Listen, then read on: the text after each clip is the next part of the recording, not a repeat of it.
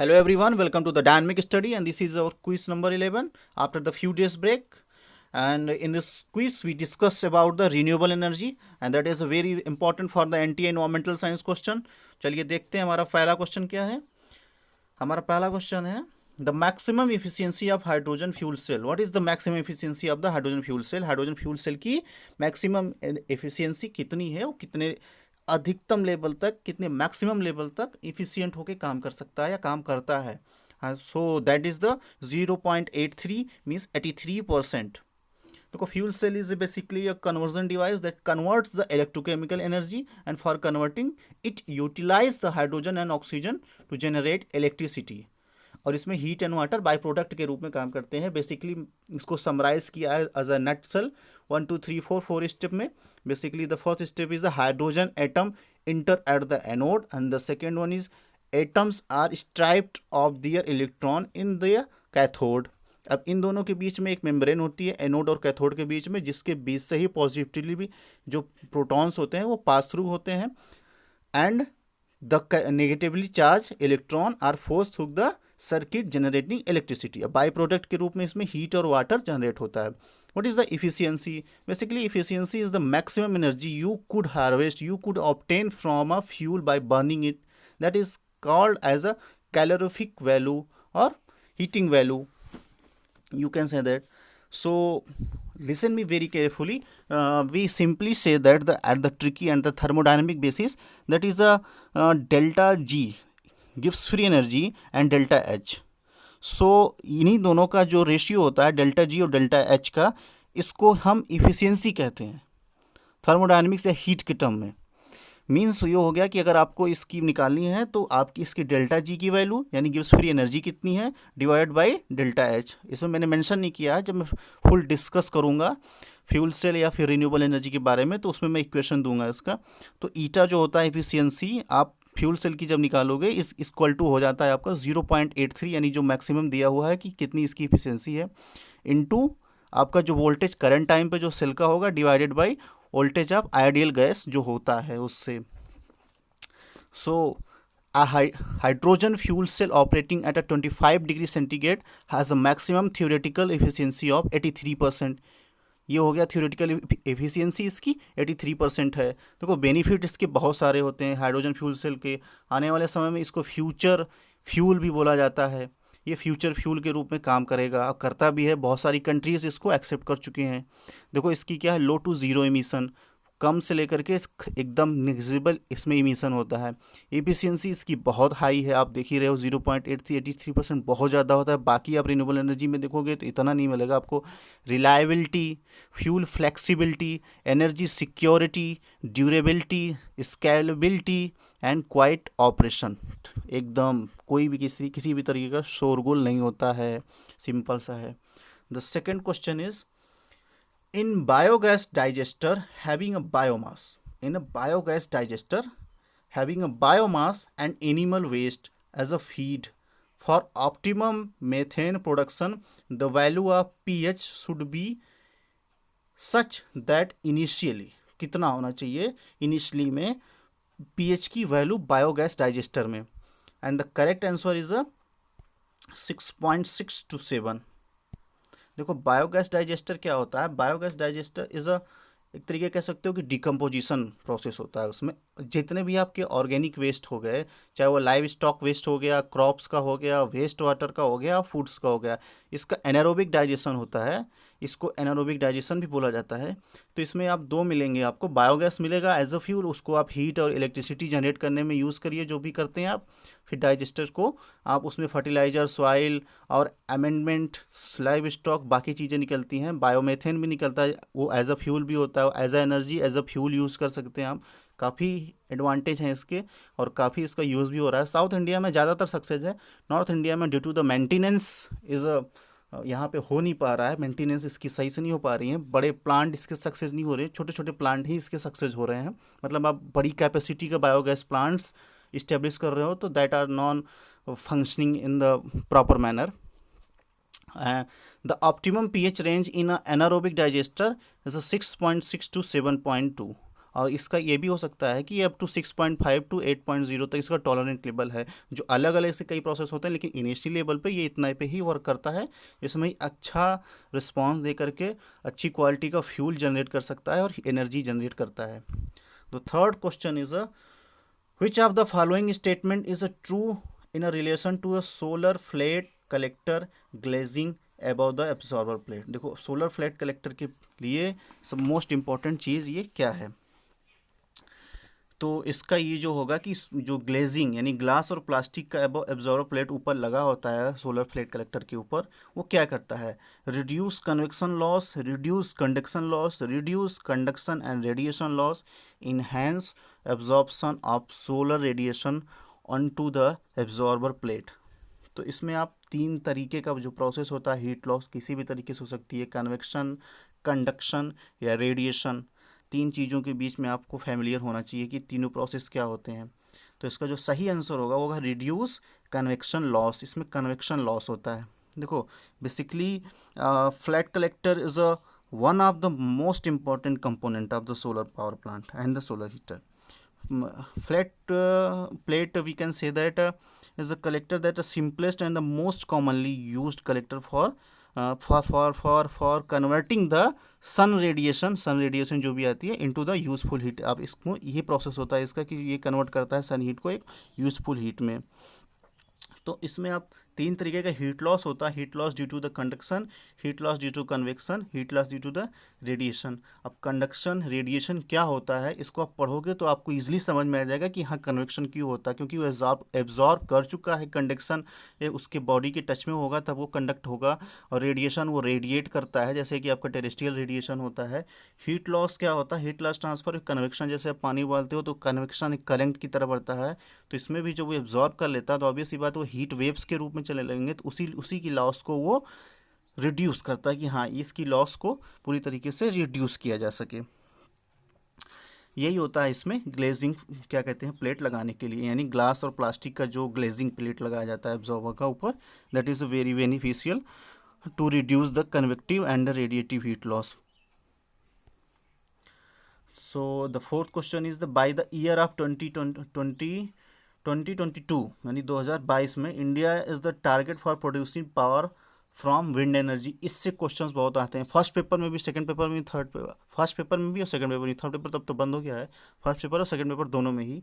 तो क्या होता है कि इसके टारगेट आपको मेमोराइज करने पड़ेंगे, ज़्यादा हैवी नहीं, सिंपल है, जो चेंज भी होते रहते हैं, अगर कुछ चेंज हो रहा है तो उसको भी आप मेमोराइज करिए, उसको भी आप देखिए।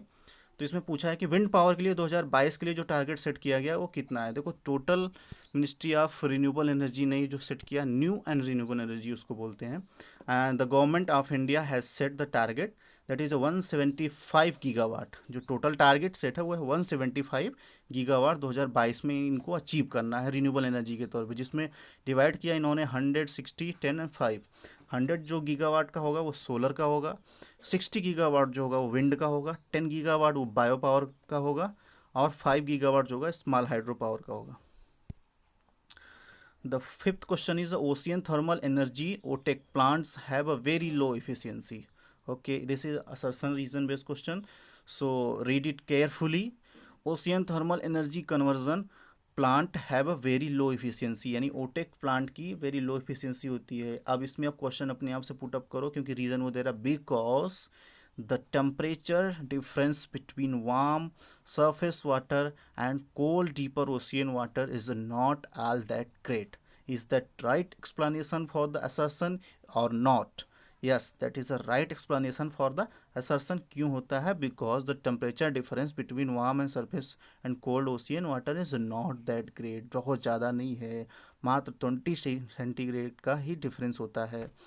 So the first both A and R correct, and R is the correct explanation of the A।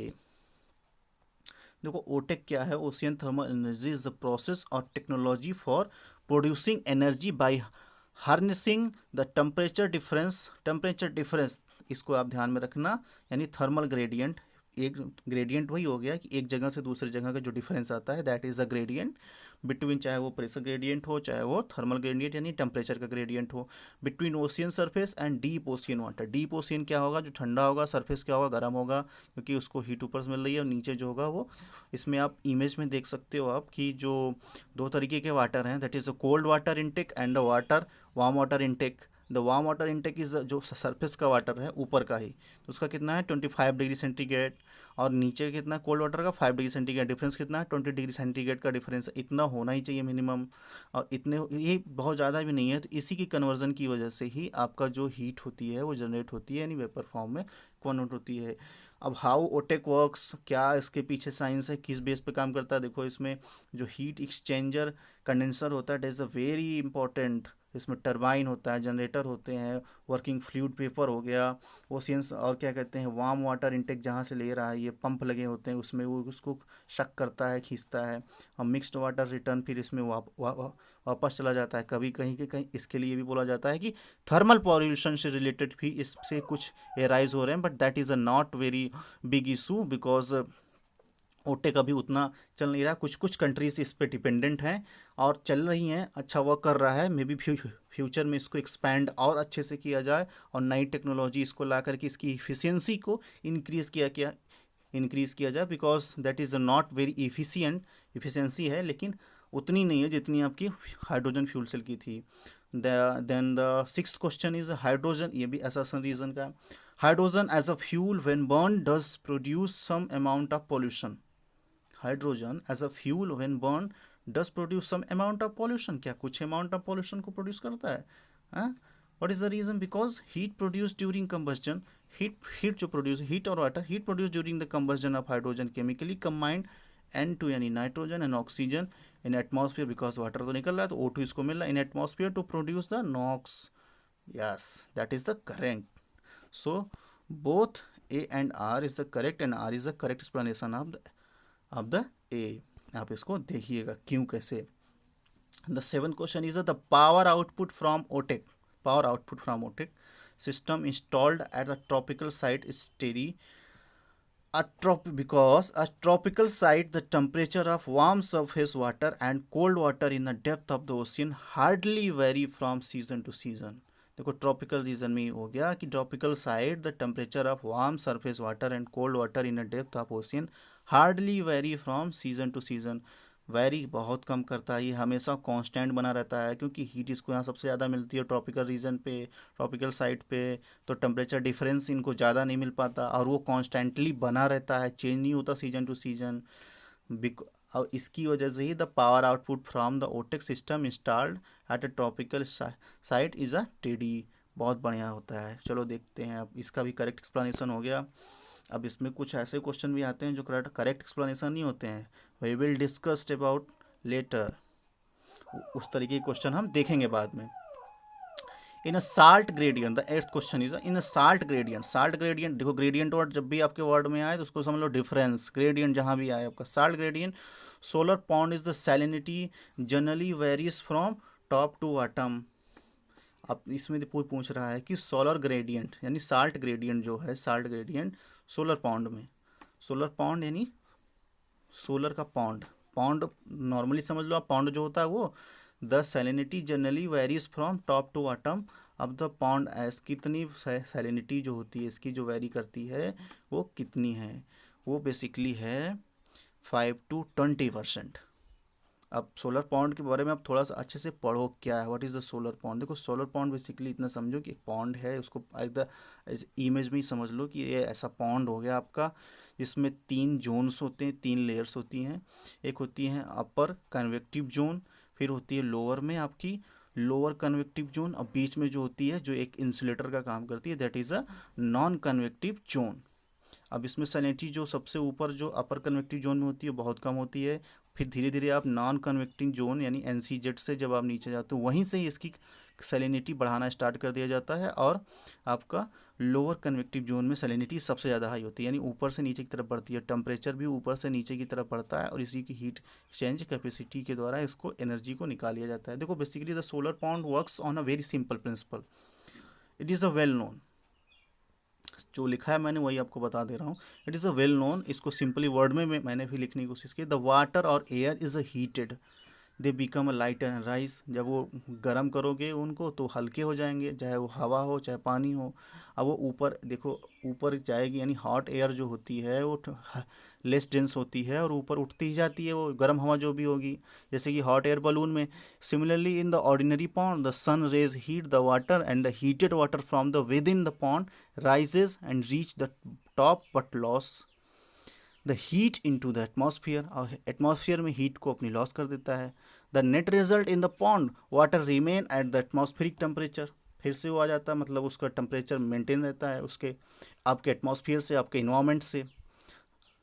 But in the solar pond restrict the tendency of dissolving salt in the bottom layer of the pond making it too heavy to rise, that is the biggest thing। और जो solar pond के ये 3 zone मैंने इसको explain किया है, blue के shades में है, इसको आप अच्छे से पढ़ो और देखो क्या इसमें है, इसमें अच्छे से एक्सप्लेन करने की कोशिश की है, आप एक बार देख लेना इसको, और ये बेटर एक्सप्लेनेशन है। The ninth question is which of the following energy source is not renewable on the human time scale, कौन सी ऐसी नहीं है जो ह्यूमन टाइम स्केल पे रिन्यूएबल नहीं है। सोलर है, बिल्कुल है, हमेशा चलेगी, सदा चलेगी। हाइड्रोथर्मल है, बिल्कुल है। बायोमास भी है। जियोथर्मल नहीं है, geothermal is not a human time scale. The band gap is a gallium and arsenic solar cell is a, कितना बैंड गैप होगा, बैंड गैप कितनी होगा, कितना होगा वो, इस ये भी फैक्चुअल क्वेश्चन है, आपको थोड़ा सा समझना पड़ेगा, 1-2 बार पूछ लेता है। सो रिन्यूएबल एनर्जी में काफ़ी फैक्चुअल क्वेश्चन होते हैं जो आपको समझने पड़ेंगे, काफ़ी ट्रिकी होते हैं, न्यूमेरिकल बेस्ड होते हैं, इसको आपको देखना। मैं बाकी सारी चीज़ें सॉल्व कराऊंगा, आप बस थोड़ा सा वेट करते जाइए। सारे इंपॉर्टेंट एंड कॉम्प्लेक्स क्वेश्चन, जितने भी हार्ड क्वेश्चन होंगे आपको लग रहे होंगे, सारे मैं एकदम सिंपली वे में सॉल्व कराऊंगा। That is a 1.4 electron volt.